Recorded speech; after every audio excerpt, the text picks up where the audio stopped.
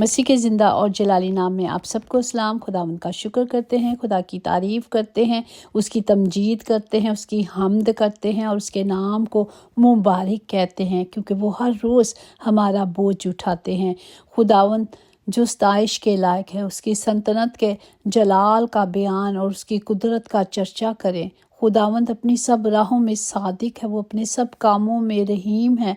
खुदावंद उन सब के करीब है जो उनसे दुआ करते हैं, यानी उन सब के जो सच्चाई से दुआ करते हैं और दुआ करते हुए कभी थके ना, क्योंकि यीशु मसीह हमेशा हम सब के साथ है। खुदावंद तेरा खालिक जिसने रहम ही से तुझे बनाया तेरी मदद करेगा। हालेलुया। वो हमेशा हमारे साथ रहते हैं और हमेशा हमारी मदद करते हैं।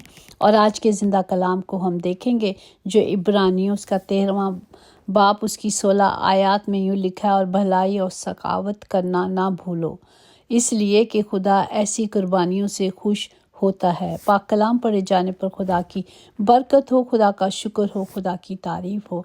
कुर्बानी करना या कुर्बानी देना, सखावत का मतलब है बख्शिश, फैज़, करम करने वाला, अनायत करने वाला और रहम करने वाला। हम देखते हैं कि हमारे खुदावंद यीशु मसीह ने किस तरह हम सब के लिए अपना कफ़ारा अता किया और हम सब को ज़िंदगी दी, और वो भलाई करते फिरते थे क्योंकि खुदावंद उनके साथ थे। आज खुदा का कलाम, खुदा के वादे हमारे साथ हैं, इसलिए भलाई करते रहें। बहते पानी की तरह बुराई खुद ही किनारे पर लग जाएगी, कीचड़ की तरह। हालेलुया। इसी तरह हम देखते हैं हमारे खुदावंद ने इसी तरह हमें नजात बख्शी है, और हमें भी वही इख्तियार दिए गए हैं कि हम भी वही काम करें जो खुदावंद ने हम सब को बचाने के लिए किए हैं।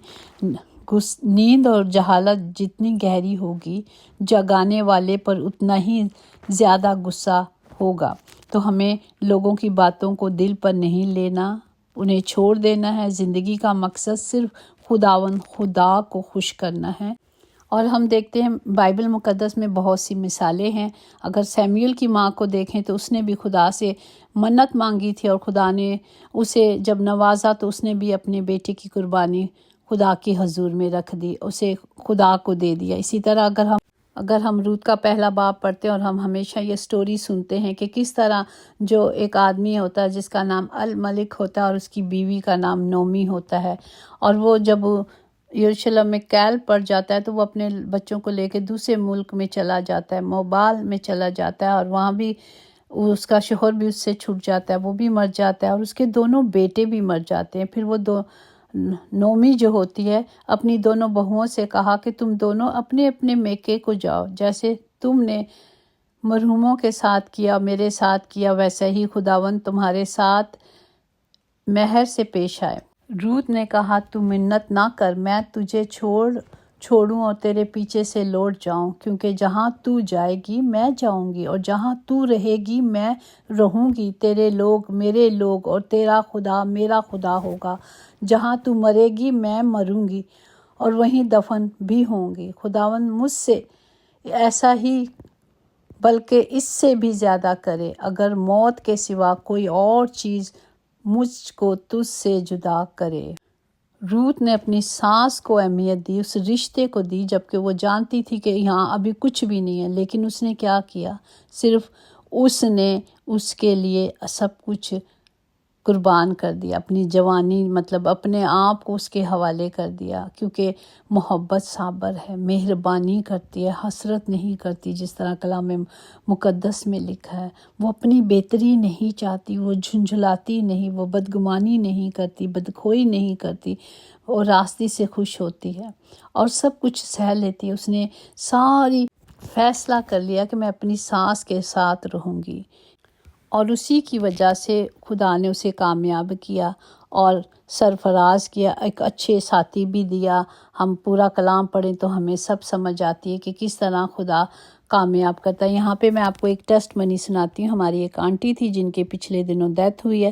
جب وہ بہت ینگ تھی تو ان کے بھی شوہر کی ڈیتھ ہو گئی، اور ان کے 4 بچے تھے اور بچے بہت چھوٹے تھے، اور ان کے مطلب جو سسرال والے تھے انہوں نے کہا کہ اگر آپ ہمارے ساتھ رہو گی تو ہم ساری ذمہ داری سنبھالیں گے۔ اس نے ایک راستہ اپنا لیا کہ میں وہیں پہ رہوں گی، اور انہوں نے قربانیاں دی، اور آج ان کے بچے 4 بچے ہیں، ویل سیٹ ہیں، سرفراز ہیں، کیونکہ صحیح فیصلہ لیا گیا۔ قربانی کرنا اور قربانی دینا، یہی آج کا کلام ہے۔ جب ہم خدا میں چلیں گے تو خدا نے ہمیں سکھایا ہے کہ ہمیں کس طرح دنیا داری میں رہ کر کامیاب بھی ہونا ہے اور فتح یاب بھی ہونا ہے، کیونکہ میرا اور آپ کا خدا جو ہے وہ بھلا خدا ہے۔ میں نے خدا سے کہا تو ہی رب ہے، تیرے سوا میری بھلائی نہیں۔ ہم جب خدا کی حضوری میں رکھ دیتے ہیں تو خداوند ہمیں سب کچھ دیتا ہے۔ وقت کی قدر کریں، بہت قیمتی ہے۔ وقت کسی کا انتظار نہیں کرتا، ہمیں وقت کے ساتھ چلنا ہے۔ وقت کی قیمت دولت سے بھی کہیں زیادہ ہے۔ خدا باپ نے ہمیں وقت دیا ہے تاکہ ہم جاگیں اور خدا کے اس کلام کو، خدا کے اس وعدوں کو لے لیں جو خدا نے میرے اور آپ کے ساتھ کیا ہے، تاکہ ہم ایسی قربانیاں کریں جو خدا کو خوش کرنے والی ہوں، ایسے کام کریں جو خدا کی پاک مرضی کو پورا کرنے کے لیے۔ خداوند کہتا ہے ایسی قربانیوں سے میرا اور آپ کا خدا خوش ہوتا ہے۔ آئے ہم سب کے لیے دعا کرتے ہیں کہ خدا باپ سب کے ساتھ ہو، سب کی حفاظت کرے، تمام گھروں کے خطے بھرے رہیں باپ جی، کبھی کوئی کمی کمزوری نہ ہو۔ تمام بیماروں کے لیے دعا کرتے ہیں خدا باپ، ان کے لیے شفا کو مانگتے ہیں باپ جی۔ تمام گھروں میں خدا باپ آپ کی پاک حضوری کو اور پاک کلام کو اور کلام کے وعدوں کو اور کلام کے ہتھیاروں کو مانگتے ہیں باپ، سب کی حفاظت کریں۔ خدا باپ آپ نے دنیا سے ایسی محبت کی باپ جی کہ اپنے اکلوتے بیٹے کو ہمارے لیے بھیجا۔ وہی محبت آپ ہم سب میں چاہتے ہیں باپ، ہم سب میں اپنی محبت کو بھر دے میرے خداوند تمام بیواؤں، یتیموں، بے سہاروں، بے قصوں کے لیے آپ کے شافی ہاتھ کو مانگتی ہوں باپ جی۔ خداوند سب کے ساتھ ہو اور سب کی حفاظت کرے باپ جی۔ رحیم باپ رحم کریں، کیونکہ آپ بھلے خدا ہیں اور ہمیشہ بھلائی کرتے ہیں، یسوع کے نام سے آمین۔ یقیناً بھلائی اور رحمت عمر بھر ہم سب کے ساتھ ساتھ رہے گی، اور ہم ہمیشہ اپنے خدا کے گھر میں سکونت کریں گے، آمین۔ اب خدا کا فضل، خدا کی رحمتیں اور اس کی تمام برکات اب سے لے کر ہمیشہ آپ سب کے ساتھ ہوں، آمین۔